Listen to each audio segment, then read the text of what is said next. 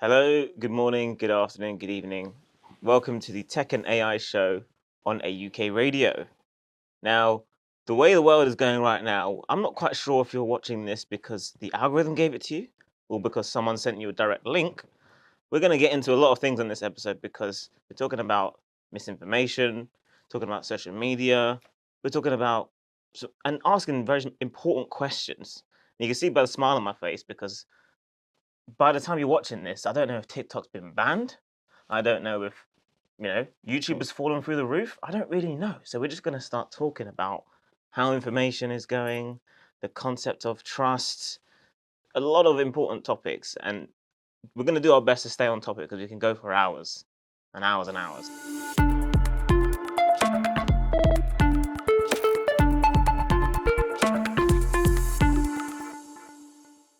I'm back again, once again, with my co-host. Hello, how are you? Hello, I'm good. You good?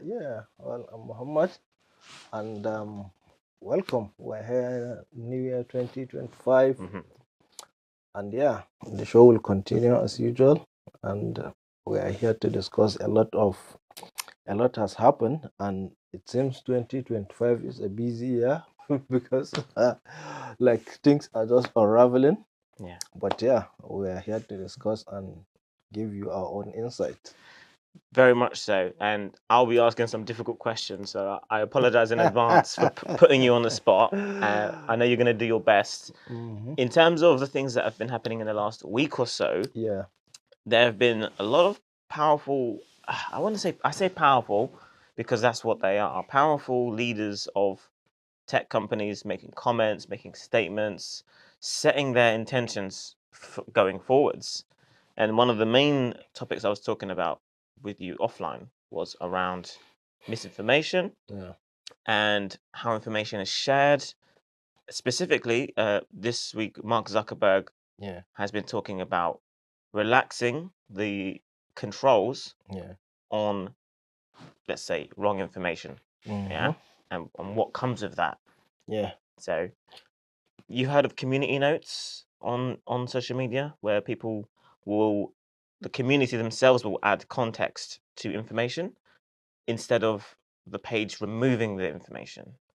What do you think about people from the community adding their context rather than the information being removed?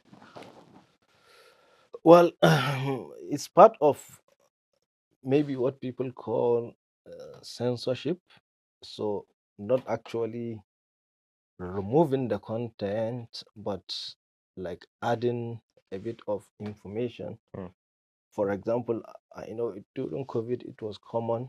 You will see they will cite, say, this information you need to check further, or this. mm, We, I think we are just in a bit of information crisis, I would say rather, because it's a struggle in on how to balance the issue of free media, free speech, and reconciling it with like truth and being letting people get the truth, what is fact and factual.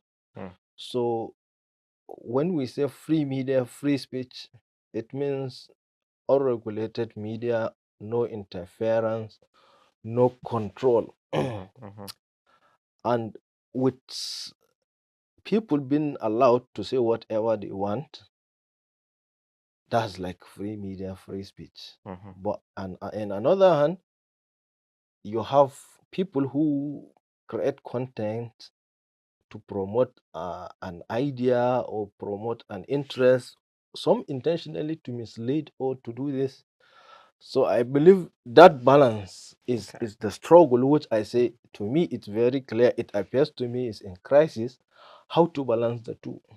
Yes. You have at the beginning, like this censorship, which happened to be so true because to back to your point, uh, Mark Zuckerberg, Meta, Facebook, and other did not do it on their own.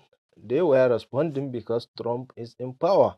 Mm, And the Republicans, in fact, Facebook at some point they banned Trump from their platform. They did. And so now they know power is power. So he's back. Yeah. And they are trying to, adjust Yeah. to the new reality. Mm-hmm. So what happened? How did they happen to ban Trump and other people is because they believe they were pushing what they perceive or what they call fake news or wrong information or disinformation. Fine. But some people see that as too much censorship. Okay. And I remember Twitter, when it was Twitter owned by Jack Dorsey and others, they were doing the same thing. Yeah. They easily remove people from the platform, delete your post. So at some point, the struggle it appears to be between freedom of speech and then censorship. And these are just individual corporation. Yeah. So, and they have the power to even shut a president down. You cannot talk, you can't say things. Champions of free speech will say no. Even if, like, literally is a devil is talking, he want to say something, let him say it. And people will counter it or use their brain to disagree. Yeah, of course.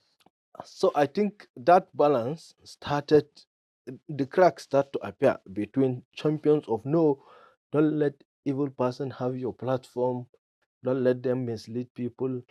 You need to protect the vulnerable. Don't just let them say things, which is true. They also have a bit of point because not everybody use their brain to decode some information. Some will not even know it need to be further checked, fact checked. Yeah.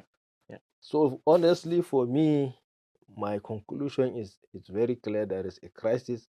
I can't now personally even say this is how it can be solved because both arguments have some strength and weakness, but then they need to be balanced. Yeah. I very much want to dissect a bit of what you said, but I really appreciate what you said about there's a crisis of the information. Yeah. And that's a quote that goes alongside with what Zuckerberg was saying. He said too much harmless information was being censored. So information which hasn't had a harm was being removed because we were essentially doing too much protection. Yeah.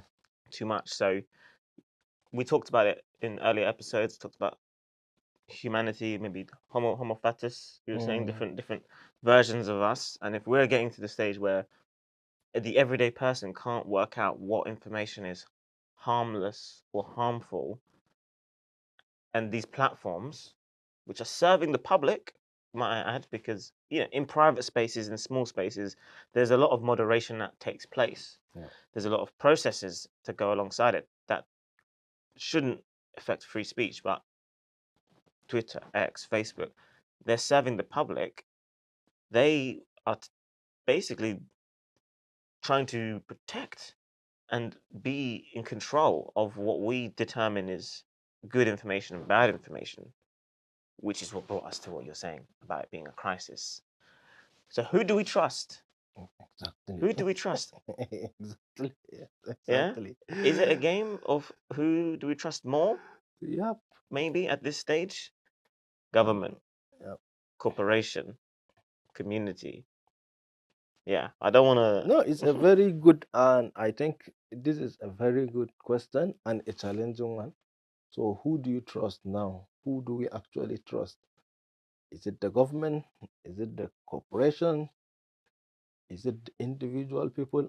One thing I know, which also led to the crisis, is the status quo is being challenged because here with social media, you see organized mainstream media narrating something, and you will see local, amateur journalists, young people going to the area, fact checking, and they are uploading something saying contrary. No, this is actually what happened. Or you will see media, mainstream media organization posting a news saying this. You go to comment section, you will see people from the area saying, no, you are misleading, this is not this.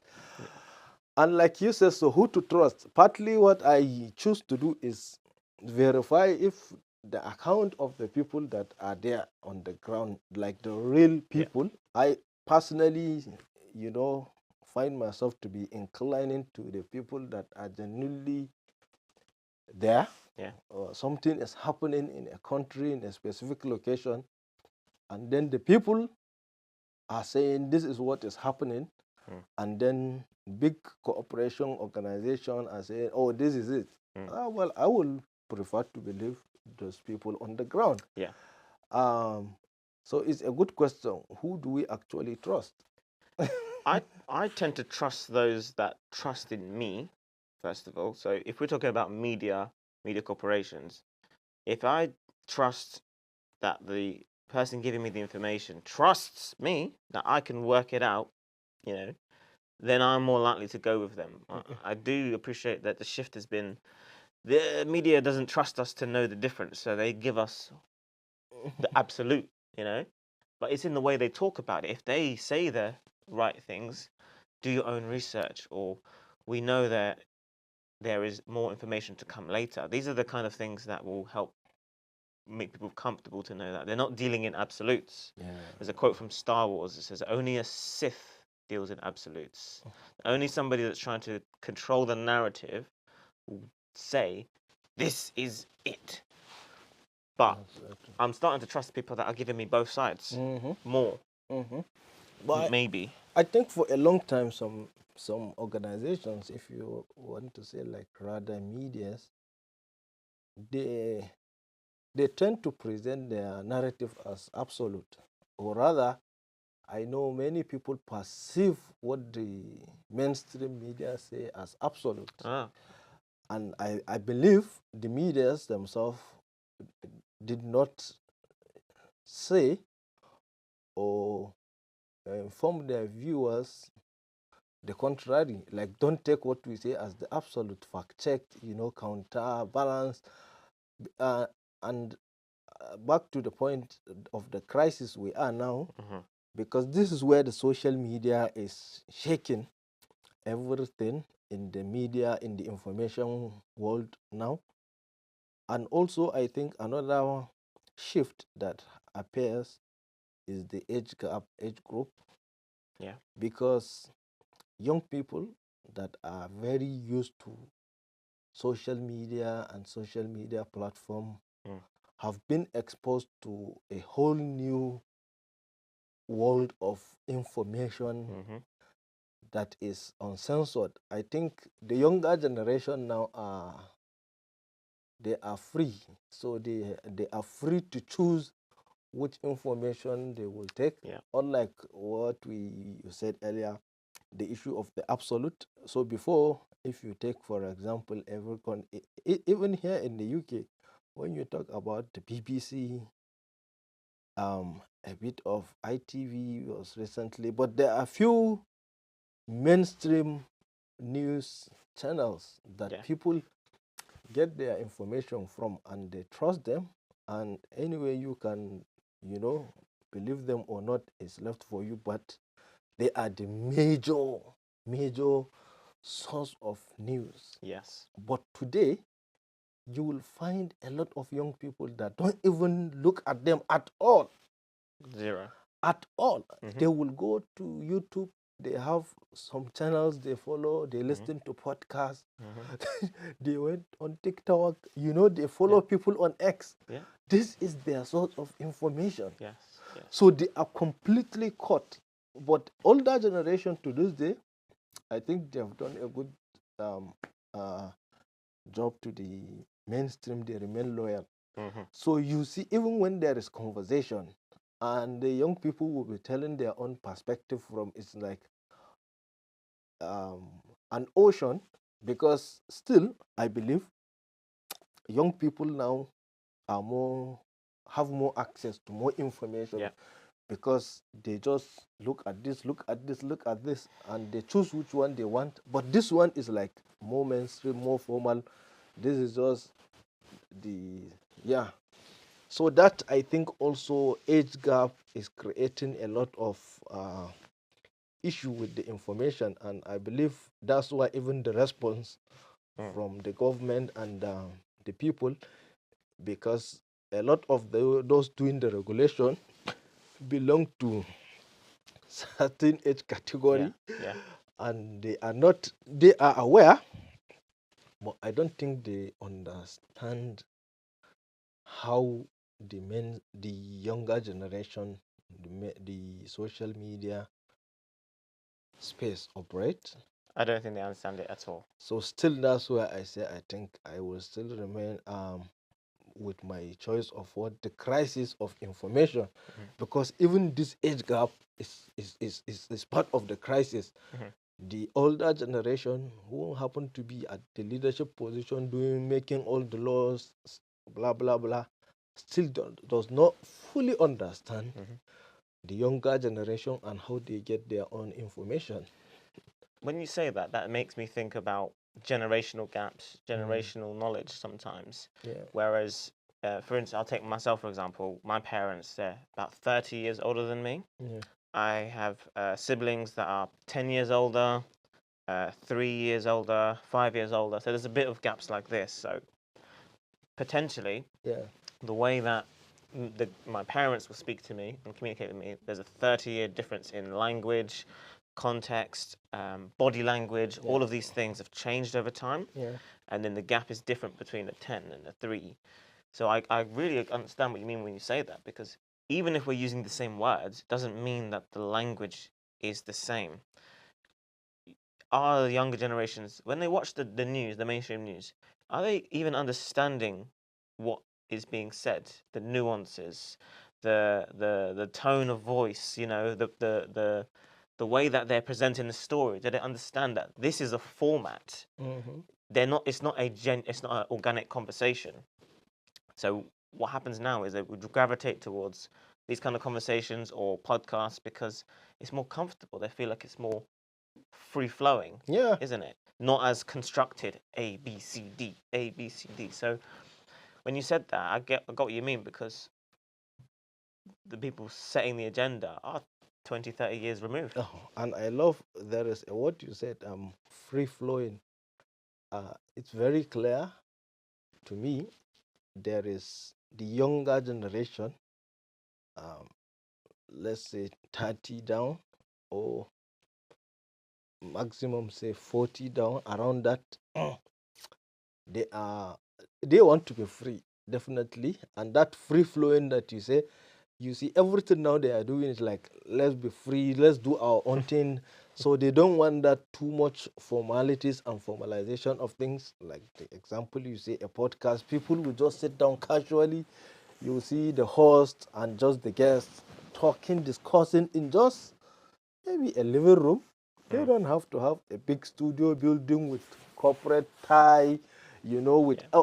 so it's like just doing their own freestyle, free flow, and it's like kind of making sense to others. The young people, they are liking it, they're enjoying it.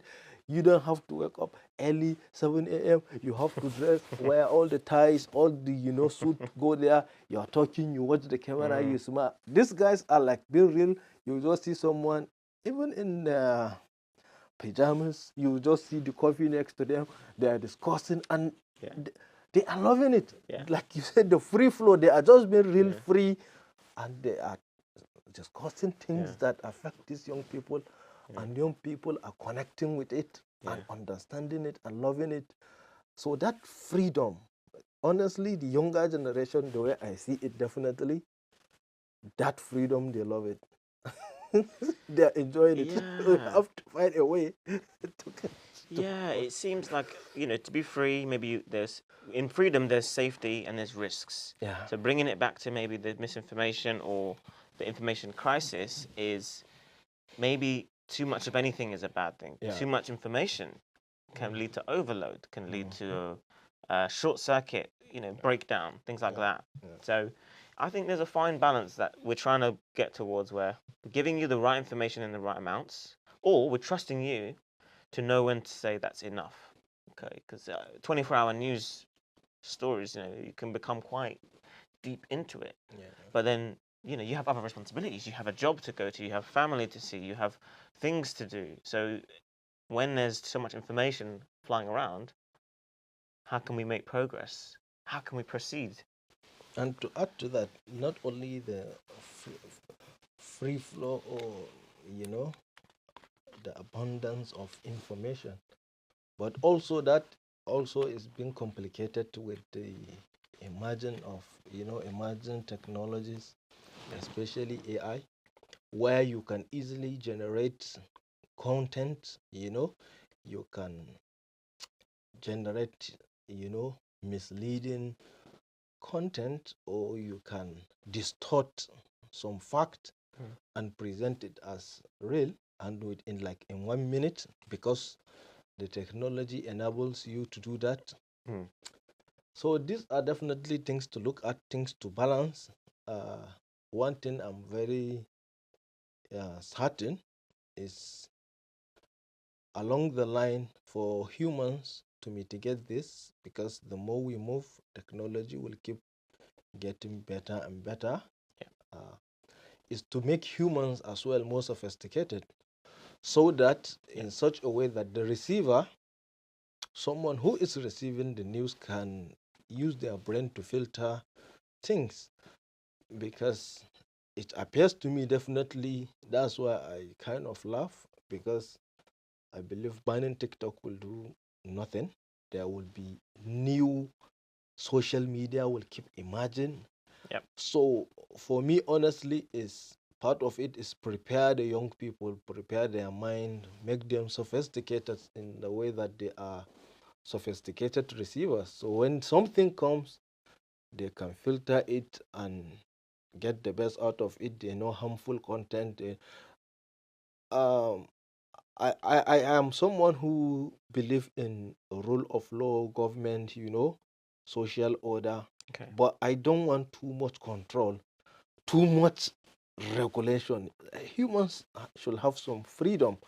So we don't have to control everything, this like Draconian state. Yeah. So partly you need to definitely let that press freedom, free media, freedom of speech, it should exist.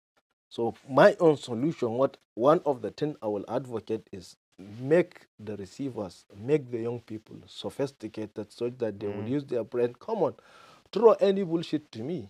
I will listen and I will form my own opinion. I'm not stupid. I'm not daft. Yes. So that's it. But I think the two regulating everything, banning everything, scrapping this, sometimes To me, cannot help. banning things in that instance shows a weakness, possibly, from those that are currently in power, because I can't think of many examples where prohibition or banning thing has led to it being eradicated. It just goes what I would call underground, or you're forcing the people that need you to be supporting them. Vulnerable people are going to suffer most, because the majority are, as you said, they can make their own mind. They're discerning people. If they really want this information, they will find another way, or there's likely they'll find another way. Okay, it just makes me want to go, okay, sit everybody down, just say, look, let's have a genuine conversation. Why is technology at the moment a pressure or a problem, particularly smartphones? Well, we know, because if you're like this, I can't see what you are reading or watching or listening. So as a parent, as somebody that has responsibility, I have no idea what you are watching. Before, it was a book. You have the book title, you know what they're reading. Oh, okay, brilliant. Maybe I want to read the same book, I can pick it up later. Television, we all see the television now. Now, nobody knows what I'm looking at all, in any sense. We don't know if it's positive, negative, or not. So that's the fear element. We don't know. So if you have a child or somebody, you say to them, I don't know what you're reading. They say, why do you need to know what I'm reading? Oh, because that is the beginning of that conversation. I don't know about banning it. You ban the phone, what's going to happen? They're going to find another phone. Like you said, they can easily find alternative. Even what you ban can just go underground and appears to you that it disappear, only for you to later realize, after some time, it appears maybe even more sophisticated, more stronger. And uh, over the years, there are some institutions, sorry, and yeah, institutions rather, and organizations that need protection to survive. Mm. And if you go through history, you see government, or maybe, yeah, people in power, political power, throw their support behind some ideas, organization, for them to continue to survive. But at the end, you will see a lot of them has to be dismantled with time, including the same institution, the political powers. Mm. If you look at like the European transition from absolute monarchy to democracy, you see a lot of the monarchs, well, British monarchy survived, but if you look at places like France, even the political power has to be dismantled. Yeah. So it's a matter of time, and that's why I said, back to your point, where issue of trust, or what we should trust should be the truth. You understand? That's what I think people should strive to trust. What is true, what is real, what is beneficial to humanity. Mm. And I think that will withstand test and time. But every other things is a matter of time, especially in the modern era that we are, internet age.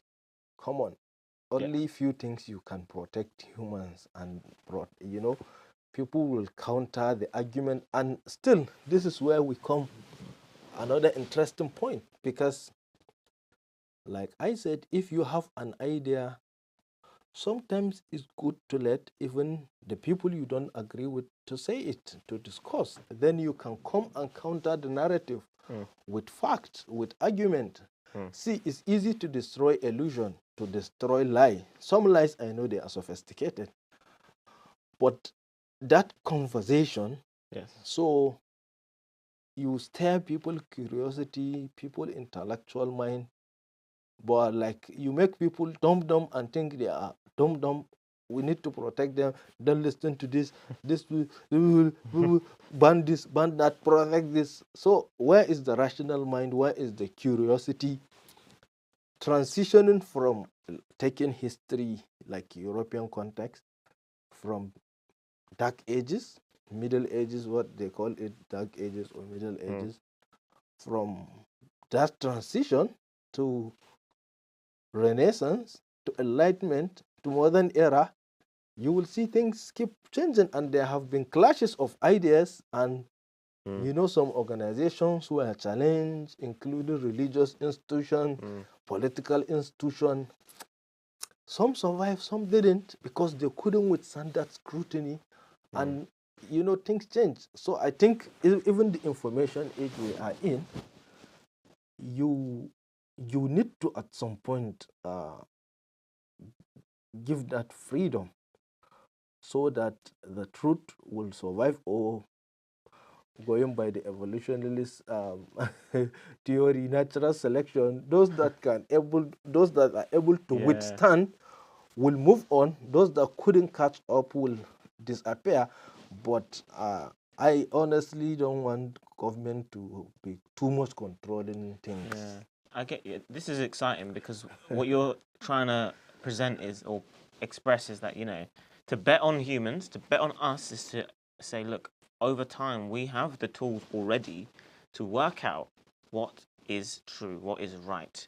When you add the algorithm that has a, 99% validity or something like this, that's going to remove this percentage of posts, you are already starting to say, we can't work it out for ourselves. We need something else to do it for us. Okay, so maybe Mr. Zuckerberg is going in the right direction. Who's to say? I don't know. Maybe these corporations are starting to. They themselves are working out over time. But We got it wrong before. But it's sad, because maybe without the emergence of Trump, which is literally why they are doing this, because the Republicans are in power, and they have been, well, it's kind of surprised that the Republicans or the right are the ones championing free speech because they were mostly being affected by the censorship. Yeah. Especially, like, take for example, Trump was completely banned from Facebook. So the sad thing, what I'm trying to say is, it's sad that Zuckerberg has to respond to a new political reality. So it wasn't like a choice, thinking twice and saying, "Oh, let's just let people talk or do this." It's like reacting. Yeah. So I want those corporations to honestly and sincerely believe and protect freedom of speech Yeah.